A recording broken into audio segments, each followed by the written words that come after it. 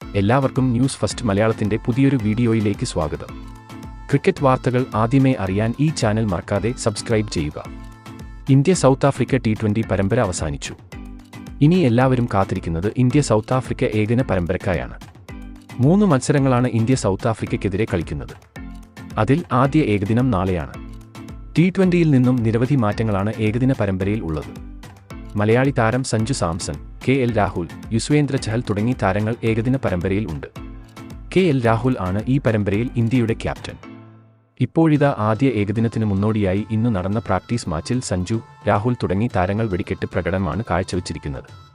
സഞ്ജുവിന്റെ ഇന്നത്തെ ഒറ്റയാൾ പോരാട്ടം കണ്ട് സൗത്ത് ആഫ്രിക്കൻ താരങ്ങൾ വരെ ഞെട്ടിയിരുന്നു. ഓപ്പണിംഗിൽ ഋതുരാജ് അടിച്ചു കളിച്ചപ്പോൾ ഫിനിഷിംഗിൽ റിങ്കുവും മിന്നിത്തിളങ്ങി. നാളത്തെ മത്സരത്തിലും സഞ്ജു, റിങ്കു എന്നീ താരങ്ങൾ തന്നെയായിരിക്കും ഇന്ത്യയുടെ തുറപ്പ് ചീട്ട്. 5-ാം നമ്പറിൽ ആയിരിക്കും സഞ്ജു നാളെ കളത്തിൽ ഇറങ്ങാൻ പോകുന്നത്. അതുപോലെ ബൗളിംഗിൽ മുകേഷ് കുമാർ, കുൽദീപ് യാദവ് എന്നീ താരങ്ങളും ഫോമായി. എന്തായാലും ഇന്ന് നടന്ന പ്രാക്ടീസ് മാച്ചിൽ ഇന്ത്യൻ താരങ്ങൾ തകർത്തടിച്ചിരിക്കുകയാണ്. നാളെ ഉച്ചയ്ക്ക് 1:30 മുതലായിരിക്കും ആദ്യ ഏകദിനം സ്റ്റാർട്ട് ചെയ്യുന്നത്. സീനിയർ താരങ്ങളുടെ അഭാവത്തിൽ യുവ താരങ്ങളെ വെച്ച് ഇന്ത്യ നാളെ ആഫ്രിക്കയ്ക്കെതിരെ എങ്ങനെ പെർഫോം ചെയ്യുമെന്ന് നോക്കി തന്നെ കാണേണ്ടിയിരിക്കുന്നു. എന്നാൽ മറുവശത്ത് സൗത്ത് ആഫ്രിക്ക ആവട്ടെ അവരുടെ ഫുൾ സ്ട്രെങ്ത് ടീമിനെ തന്നെയായിരിക്കും കളത്തിൽ ഇറക്കാൻ പോകുന്നത്.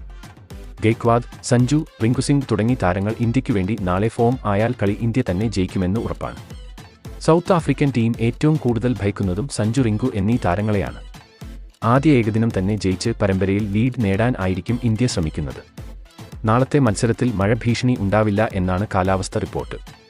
KL രാഹുലിന്റെ ക്യാപ്റ്റൻസിൽ ഇന്ത്യൻ നാളെ ഇറങ്ങുമ്പോൾ സൗത്ത് ആഫ്രിക്കയെ മലർത്തിയടിച്ച് ഇന്ത്യയ്ക്ക് വിജയിക്കാൻ സാധിക്കുമോ? നിങ്ങളുടെ അഭിപ്രായം താഴെ കമന്റ് ചെയ്യുക. അപ്പോൾ ഇതുപോലത്തെ കൂടുതൽ ക്രിക്കറ്റ് വാർത്തകൾക്കായി ഈ ചാനൽ മറക്കാതെ സബ്സ്ക്രൈബ് ചെയ്യുക.